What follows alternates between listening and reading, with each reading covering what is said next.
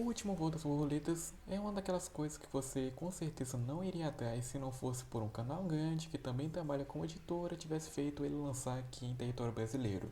O mangá tem a Kishou como protagonista, uma prostituta de luxo que trabalha durante o final da era Edo, momento qual o Japão começou a abrir as portas para estrangeiros. É um pouco difícil identificar quais são as intenções do mangá, a princípio, levamos a crer que seria sobre os adventos que a Kishou encontra no seu trabalho, mas depois as coisas começam a se embaralhar até enfim chegarmos ao verdadeiro conflito. Temos que concordar que a autora foi bem eficiente ao trabalhar o desenrolar desses conflitos em seu curto espaço de tempo, expandindo várias pontas na história que no final irão todas se interligar. A impressão que se dá quando se termina o último capítulo e pensa no início é que se passou uma era. É só um volume e um volume bem curto, então até recomendo que você leia esse mangá pelo menos 2 vezes num curto espaço de tempo. Você percebe algumas coisas que mostram no começo da obra e que só vão ser realmente abordadas lá pro capítulo 5 ou 6. Um belo trabalho de planejamento. Agora, temos que saber que não necessariamente isso torna a história boa, ou pelo menos não tratativa quanto ela poderia ser.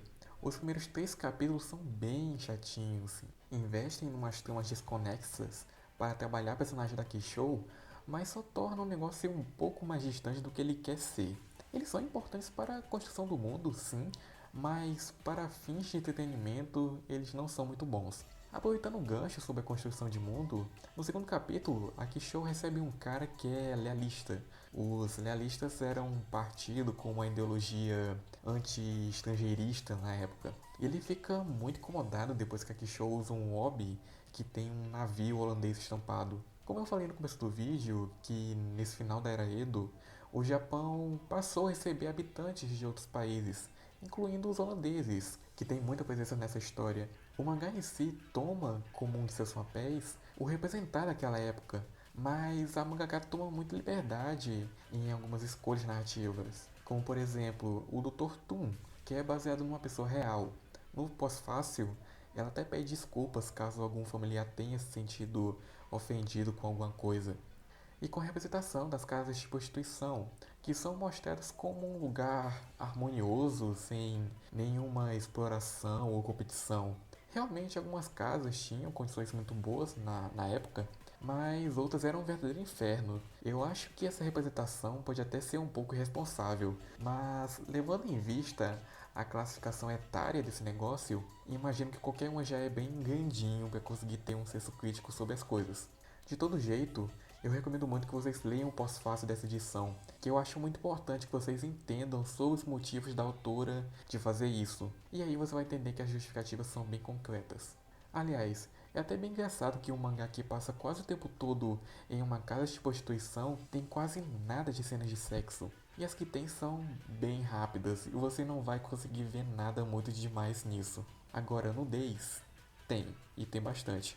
É um pouco difícil de dizer que não existe objetificação nessas cenas, mas eu creio que sim. Nenhuma personagem que se envolve nessas cenas são reduzidas a só isso. Não é que só porque tem um propósito que isso já resolveria o assunto, mas aqui tem mais trabalho para que isso não aconteça, como nas escolhas de quadrinização que transformam essas partes em meros momentos do dia a dia, tirando mais ou menos quase tudo de todo o potencial sexual que isso poderia ter. Para mim, isso funcionou. O que deixa mais surpreendente também é levando em consideração o tema. Nessa era de devaneio sobre a moralidade no Japão, nos testemunhamos de dilemas em confronto entre duas nações e duas posições dentro da família. Mesmo quando algo acontece sem grandes espetáculos, ainda é muito duro de se presenciar. O último voo das borboletas se torna um retrato daquela época, que se encontrava num novo, um estranho e desejável novo, que ainda não iria resolver todos os problemas que queríamos que desaparecesse.